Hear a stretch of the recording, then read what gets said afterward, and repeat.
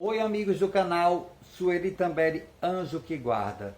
Gente, que calor está fazendo em Foz. Meu Deus, um calor tão grande que ontem eu nem consegui falar um detalhe sobre... Me perguntaram, Leandro, como é que se faz para abrir um inventário? Então, nesse vídeo eu vou dar continuidade a um processo de inventário. Vou explicar o passo a passo como deve ser feito. Mas antes eu vou pedir para você, se inscreve no canal, deixa seu like, ativa os sininhos, tá entendendo? Das notificações, é importante para vocês. Vocês clandestinos que só observam o canal, que não estão inscritos, por favor se inscreva. Vamos se regularizar, vamos ficar todo mundo junto aqui, né? Todo mundo junto e misturado, é bem bacana. E as informações é útil, né? Porque eu passo, né, as experiências minhas para vocês, que pode ajudar vocês também, né? Do Brasil todo, né? Principalmente os pacientes oncológicos que estão dependendo às vezes de receber uma herança, receber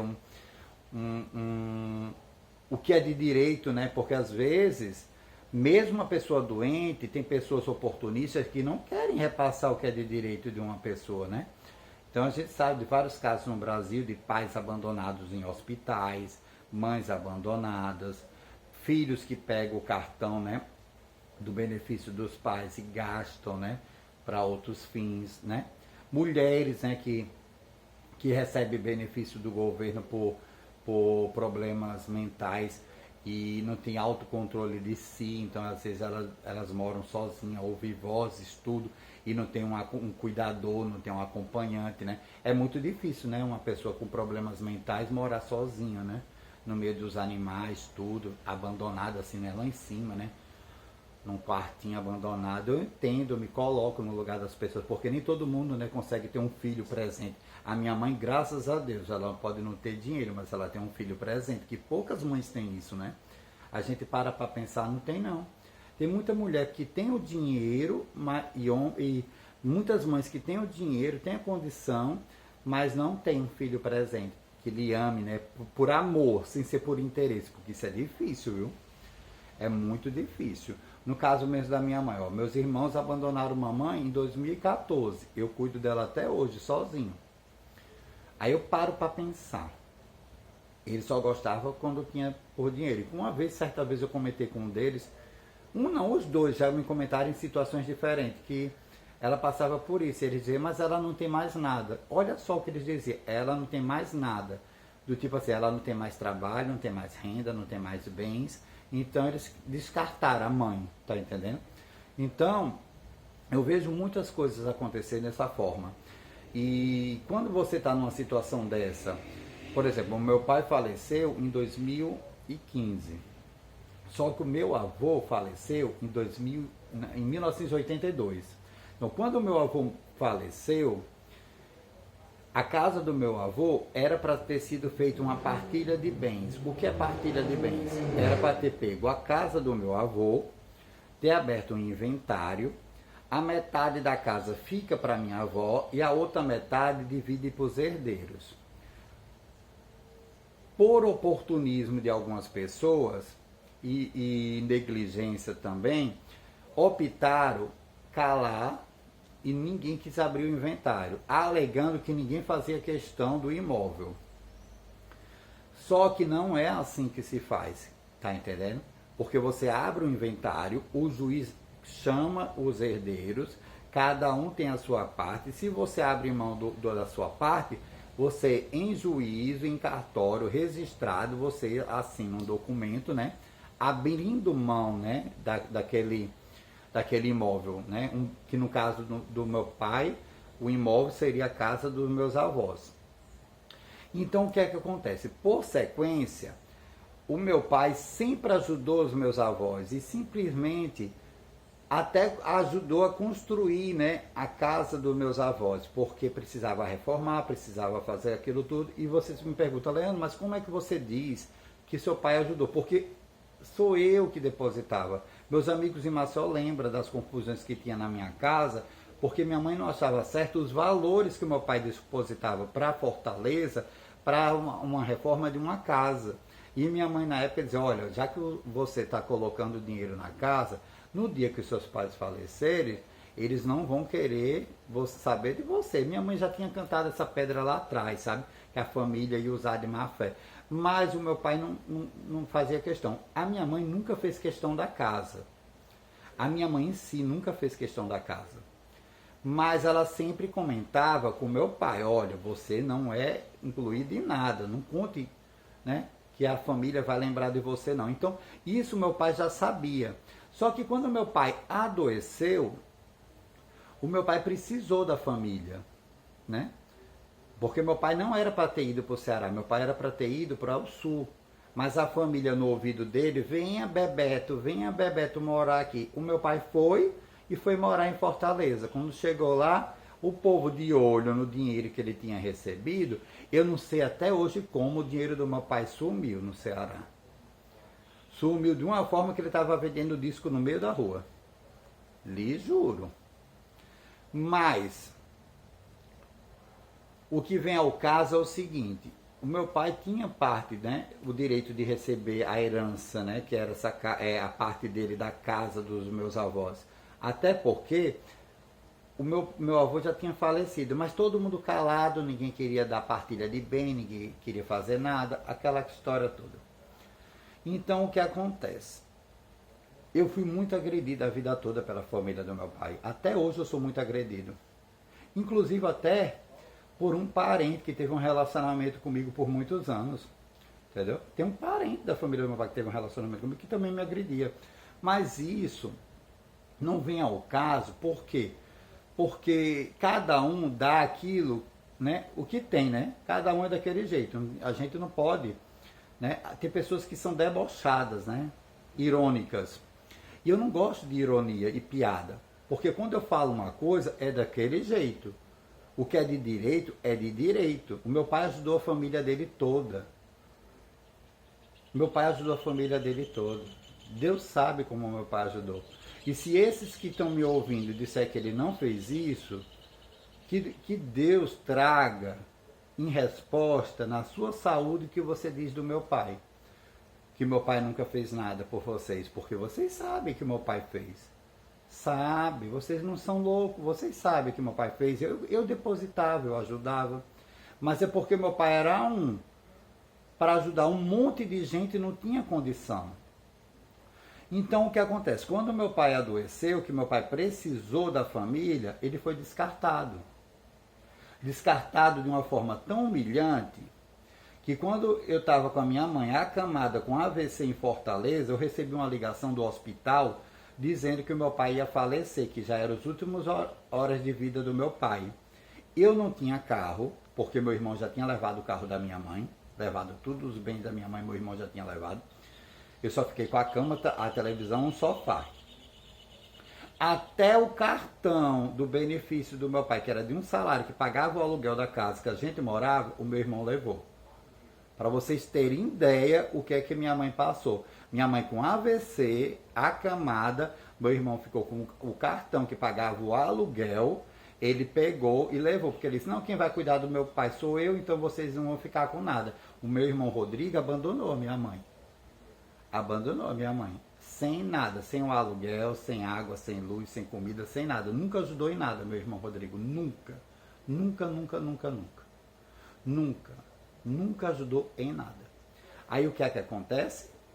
A família todinha apoiava essas atitudes do meu irmão, porque elas ficavam no ouvido do meu irmão. Você que está cuidando do seu pai, você deveria ir lá, deixar sua mãe sem nada e pegar o cartão, que o benefício é do seu pai, né? Para sua mãe. Era isso que a família falava.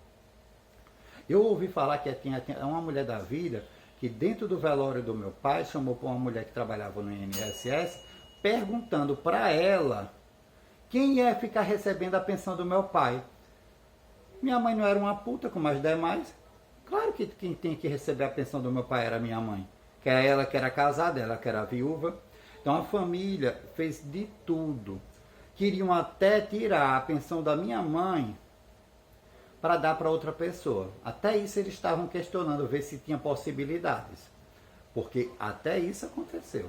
No velório. No velório não, para ser mais exato, na missa de 7º dia.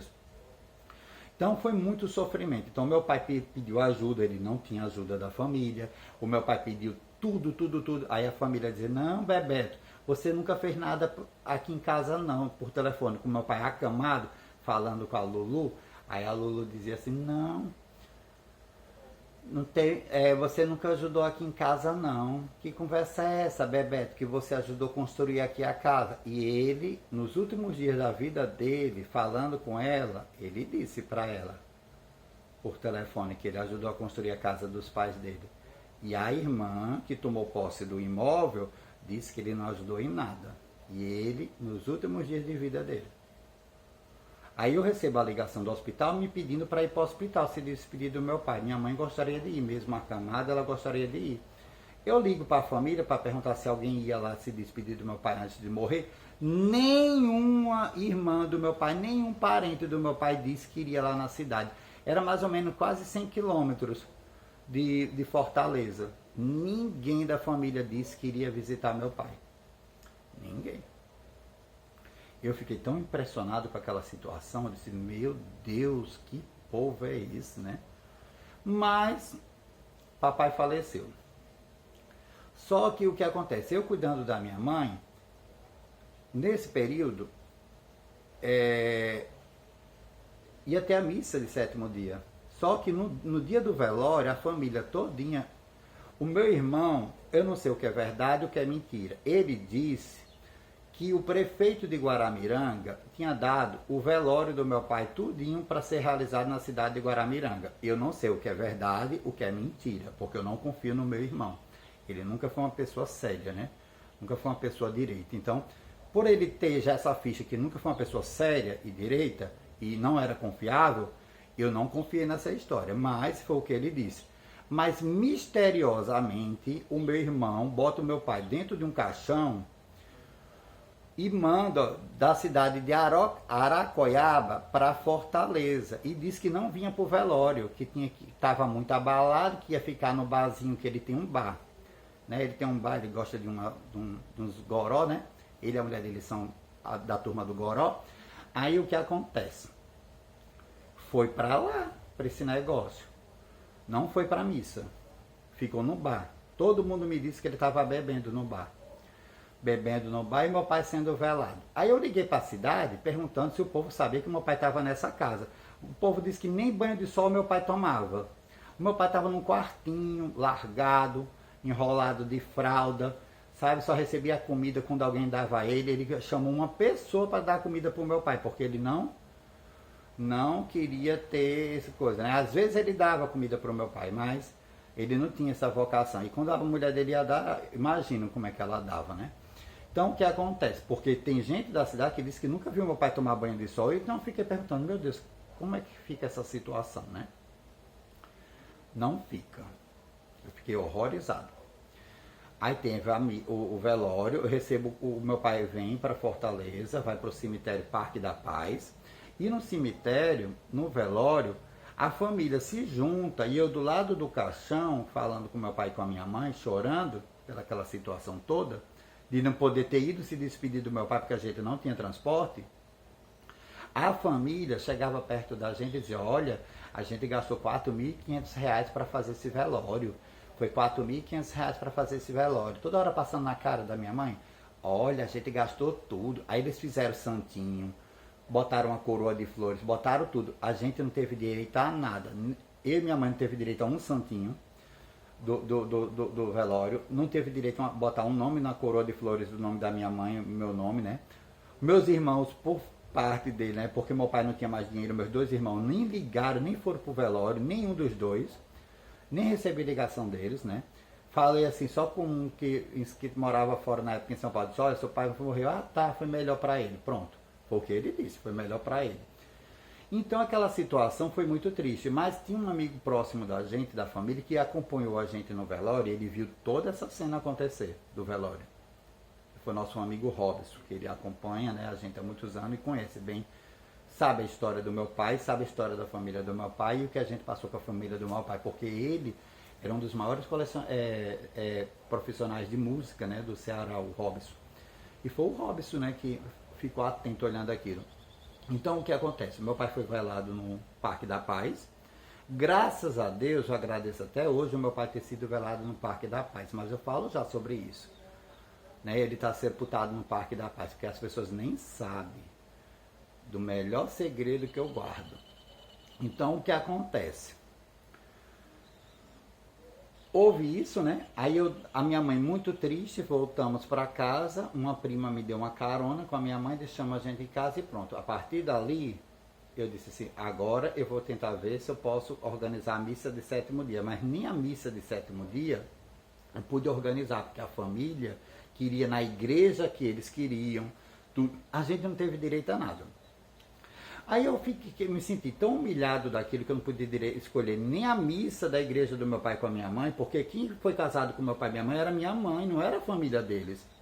Mas a família se achava no direito de fazer tudo por conta deles e excluir eu e minha mãe de total situação.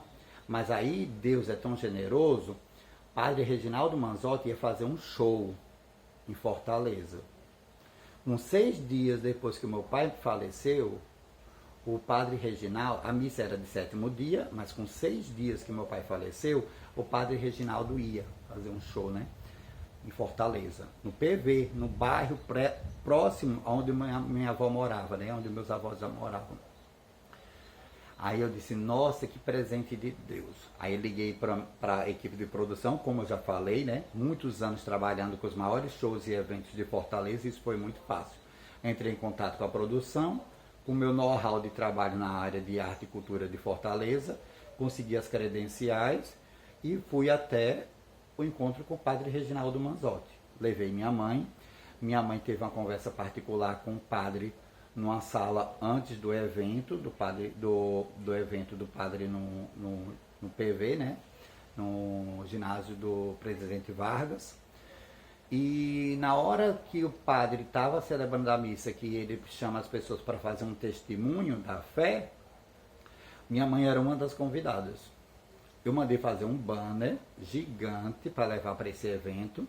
Fiz um monte de santinho, que agradeço até hoje, meu amigo Otoniel e os empresários que me ajudaram.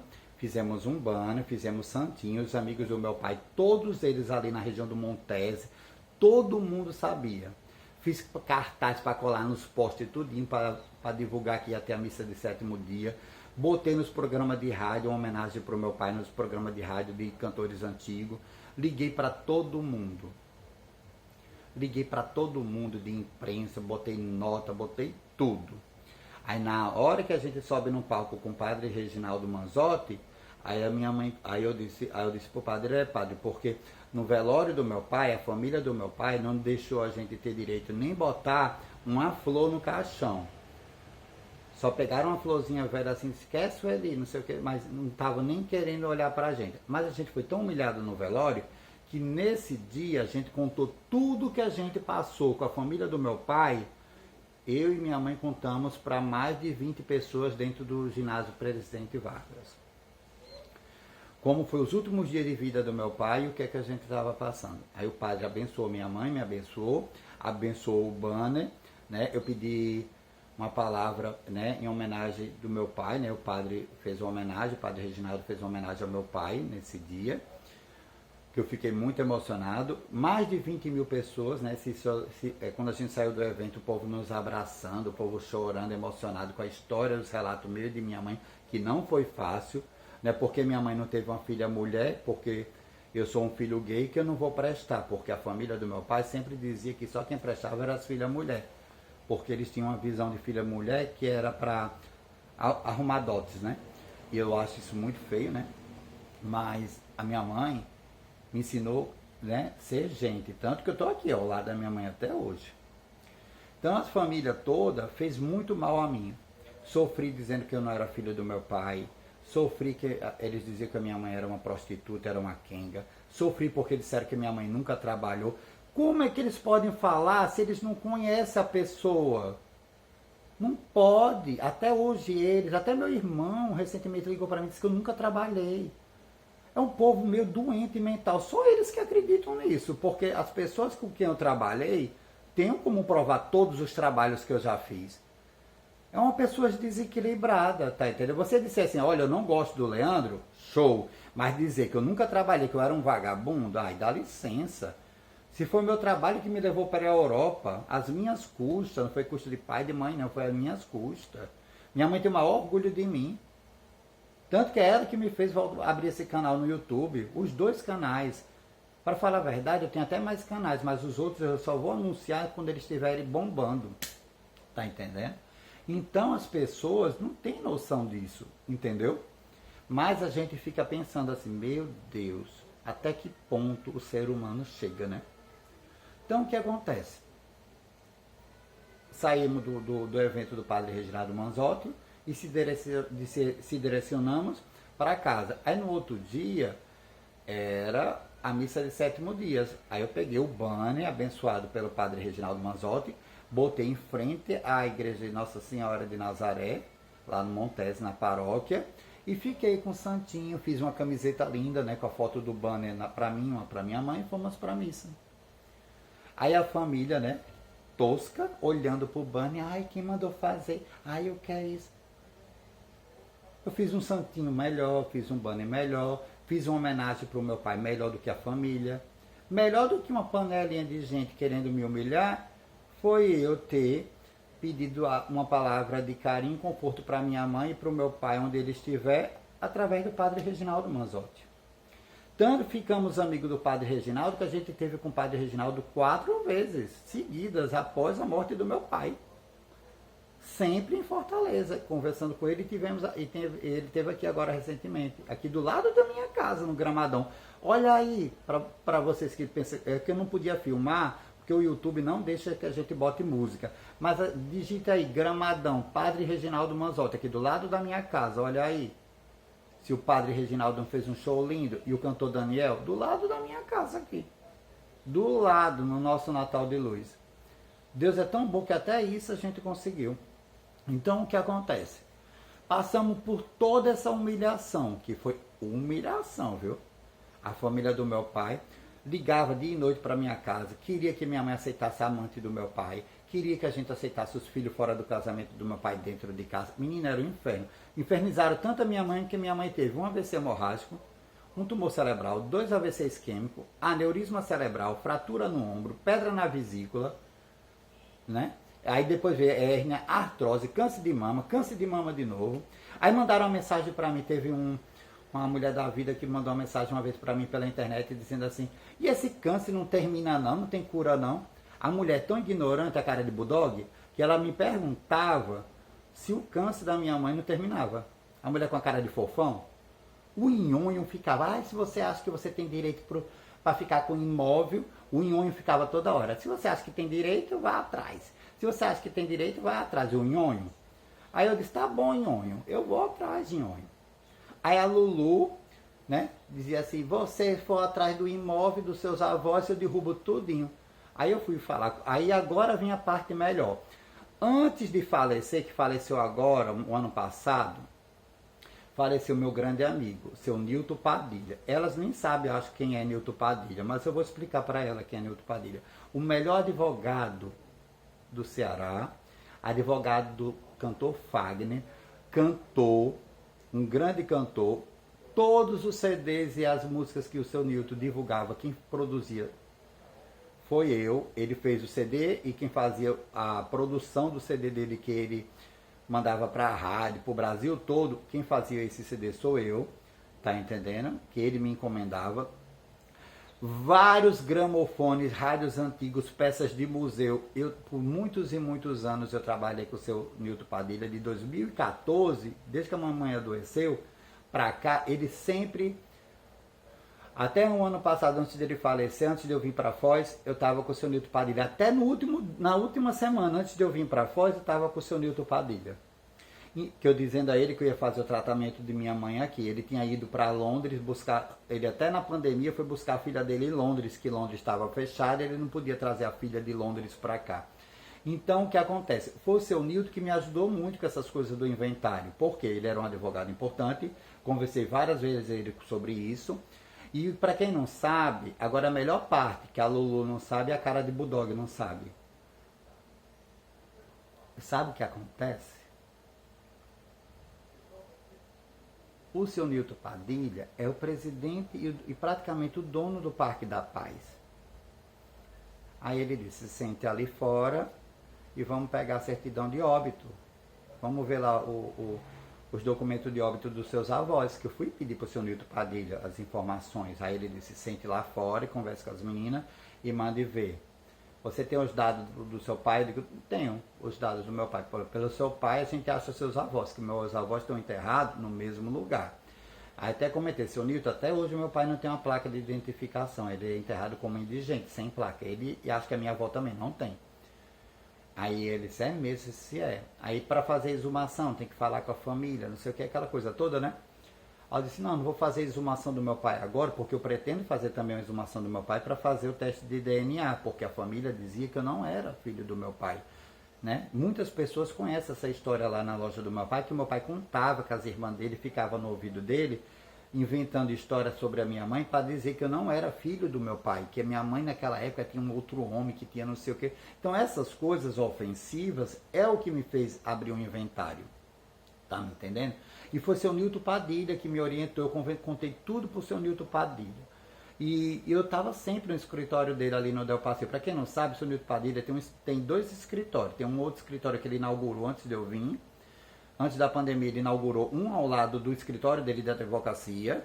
Tem o escritório dele da advocacia e tem o escritório do Parque da Paz. Para você ir para o escritório do seu Nilton Padilha, a pessoa entrava pelo escritório do Parque da Paz, que era salas juntas, né? Ele é dono da sala. Então, o seu Nilton sempre me ajudou, me deu orientação, me informou as coisas, tudo como deveria ser feito, tudo. Foi o seu Nilton que me orientou. Se seu pai faleceu e os seus avós não foi feita a partilha dos bens, você tem direito. Porque eu disse para ele que era um sofrimento muito grande. Ele disse, mas não, Leandro, o que é seu de direito é de direito. Então você não aceite acordo, não aceite nada. A justiça pode demorar, mas vai sair e você vai ganhar a causa. Aí ele disse, ó, tira a foto do imóvel, porque se danificar o imóvel, você pode recorrer na justiça, que eles quebraram um andar, porque a minha tia tinha dito que derrubaria, né? Os 2 andares da casa que foi construída, que meu pai até ajudou a construir, ela disse que derrubaria para desvalorizar o imóvel. Então, como o imóvel é de herdeiro, ela não pode tirar um tijolo, o seu Nilton Padilha disse. Que ela não pode tirar um tijolo. Aí eu comecei a perguntar, seu Nilton, e como é feito? Ele disse, não, vai abrir inventário, tem a multa, né? Porque não foi aberto o inventário desde 1982. Aí fora essa multa de 1982 que não foi aberto o inventário, que está rolando até hoje, né? As multas, né? Por não abrir o inventário tem que ser paga, vai sair do dinheiro do imóvel, porque o imóvel vai à venda, e do dinheiro do imóvel é descontado a multa do inventário, que não foi aberto. Aí vem outra parte, os aluguéis. Quem usou a casa vai ter que pagar o aluguel para os herdeiros. Aí, independente que se tem herdeiro que queira ou não, quem quiser a sua parte do aluguel vai receber, vai ser calculado, vai receber. E vai ser descontado da parte desse herdeiro que usufruiu do imóvel. Tá entendendo? A partilha é feita, o juiz chama cada um. Tá entendendo? O primeiro passo para abrir inventário é você localizar certidões de óbito e a escritura do imóvel. Depois que você tem essas duas informações, esses 2 documentos, aí a terceira parte é você entrar em... você procura um defensor, né, um advogado para cuidar disso. Depois que você acha um defensor para cuidar dessa parte dos documentos do inventário, aí você vai pegar e vai mover a ação, né? Aí vai ser chamado, cada um vai ser notificado, a família, os herdeiros, e o seu Nilton disse na época, quando você for fazer, você já comunique todo mundo. Então, antes de vir para cá, eu já tinha mandado, né, para toda a família, que eu ia dizendo que eu ia abrir o inventário, mas eles levavam tudo na brincadeira, né? Mandava me lascar, que eu era um louco, que eu era não sei o que eu não tinha direito a nada. Fizeram pouco caso de mim, né? Então eu vou aguardar a justiça, né, para ver como é que vai ser feito. Mas foi tudo isso que eu passei no Ceará. Aí depois que eu vim para cá cuidando da minha mãe, fazendo um tratamento oncológico, aí teve a Fofão, das bochechonas, ficou mandando para mim, pelo Facebook, que é mensagem dizendo, a Fofão, que eu não teria direito a nada, que ia derrubar a casa, não sei o quê. Aí ficou uma outra mulher, que eu nem sei, né? Uma outra mulher da vida me esculhambando também pelas redes sociais. Aí eu disse, não adianta esculhambar, não adianta fazer nada. O que é de direito, tá entendendo? O que é de direito é direito, não estou falando nada, entendeu? Agora eu não sou obrigado a aguentar a cara de cachorro me ofender sem eu ter feito nada. Ele dizia que minha mãe não estava com câncer, que eu era um mentiroso, que eu estava aqui na fronteira para beber e usar droga. Olha só. Ela pensa que eu sou a família dela. Ela me compara à família dela. Mas eu não sou a família dela. Entendeu? Eu não sou a família dela. Entendeu? Isso que ela falou é o retrato da família dela. Aí ela acha que a família... Porque o povo é assim. O povo tem uma família assim, aí acha que o outro é assim. Mas não é. Então eu não bebo, eu não fumo. Eu já bebi, já fumei, já me diverti, já fiz tudo que eu tinha direito, meu amor. Fiz. Até 2012 eu fiz. Antes de cuidar do meu pai. Quando meu pai adoeceu, a minha vida... Meu amor, naquele momento eu tive que parar tudo que eu fazia para cuidar do meu pai. Porque por muitos anos quem cuidou do meu pai, com diabetes, fui eu. Não foi a família, não. Fui eu que cuidei do meu pai. E é um direito meu, sim, exigir o que é meu de direito. Por que não? Eu não sou filho de uma puta. Eu sou filho de uma mãe. Entendeu? É triste. É humilhante uma coisa dessa. Que coisa feia. As pessoas fazem isso com a gente de graça, só para infernizar a vida do povo. Não. Então, é isso, amigos. Vocês, quem tiver direito de ir atrás dos seus bens, das suas coisas, vocês entrem na justiça. Entendeu? Minha mãe foi casada com meu pai. Minha mãe não foi amante, não. É porque o povo sai tanto com homem casado que acha que a minha mãe era igual. Mas minha mãe não era, não. Entendeu? Minha mãe não. Não faça de vocês a minha mãe, porque vocês são vocês e minha mãe é minha mãe. E não fale do filho de vocês por mim. Os seus filhos são seus filhos e eu sou eu. Não compare seus filhos a mim, jamais. Porque seus filhos são seus filhos e eu sou eu. Entendeu? Não me compare, não. Com ninguém, não. Porque eu não fiz nada com você. Só quero o que é meu de direito, que lhe incomoda. Que me incomoda. Se as minhas palavras são grossas, é porque você não leu o que você escreve para mim, que está tudo printado. Eu tenho todos os prints. Tenho tudo. E tudo que eu falo de vocês, chumbo trocado não dói, meu amor. Aprende. Chumbo trocado não dói. Você, para me questionar, primeiro você tem que se questionar você e sua família. Porque minha mãe foi roubada. Minha mãe foi toda a vida foi roubada pela sua família. Toda a vida. Tá assim de gente, ó. Já localizei as empregadas domésticas da época, localizei vizinhos meus da época que sabem da história, localizei tudo. Localizei todo mundo. Me lembro como hoje, quando a mamãe entrou num velório e gritou, achei o ladrão. E eu estava lá nesse dia que minha mãe achou o ladrão dentro de um velório. Eu estava lá nesse dia. Eu estava no dia que minha mãe foi buscar os talheres do meu aniversário, que foi roubado os talheres do faqueiro do casamento da minha mãe. Em pleno casamento foi roubado os talheres e foram dizer que foi eu que roubei o talher. Mas a minha mãe, muito viva, foi na casa do ladrão e a gente flagrou o ladrão. Eu estava no dia que minha mãe perguntou, o que é isso aí que está no meio da perna? Era um copo de requeijão. Eu estava nesse dia. E a empregada doméstica também estava, da época. Então, vocês não podem falar as coisas da gente, né? A minha mãe tem uma coleção de cristal linda que foi toda roubada e distribuída. As coisas da minha mãe eram tudo roubado e distribuído pelos outros. Aí hoje a pessoa vem dizer que quem não presta sou eu. Tenha vergonha na cara. Não. Sou louco não, meu amor. Só quero o que é meu de direito. Só quero o que é meu de direito. Entendeu? Porque eu passei a vida todinha sendo agredido por vocês. Vocês são 45 anos, vocês dizendo que eu não sou filho do meu pai. Vocês sabem quanto isso eu vou cobrar por cada ano da língua de vocês. Porque é 45 anos que vocês dizem que eu não sou filho do meu pai. 45 anos. A minha paciência já estourou. Vocês querem que eu aguente essa coisa até quando? Tudo tem limite. Se coloque no meu lugar. Umas pessoas dessa mal amada que ninguém quer, fica enchendo o saco dos outros. Pra lá, pro inferno. pois o inventário está encaminhado. Que Deus o tenha, seu Nilton Padilha, que ele abençoe, que dê tudo certo. Sem acordo, como ele me orientou que a gente não deve fazer acordo, com causa ganha, não se faz acordo. A gente só faz acordo quando a gente vai perder. Mas quando a gente vai ganhar, não existe acordo. Aqui é Leandro Tambelli para o canal Sueli Tambelli, um anjo que guarda.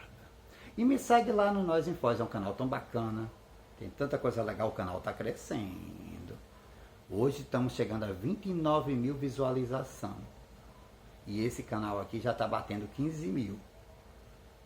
A minha meta é 1 milhão, viu? 1 milhão. E eu chego lá. Eu tenho potencial. Um beijo a todos e bye. Hasta la vista, baby.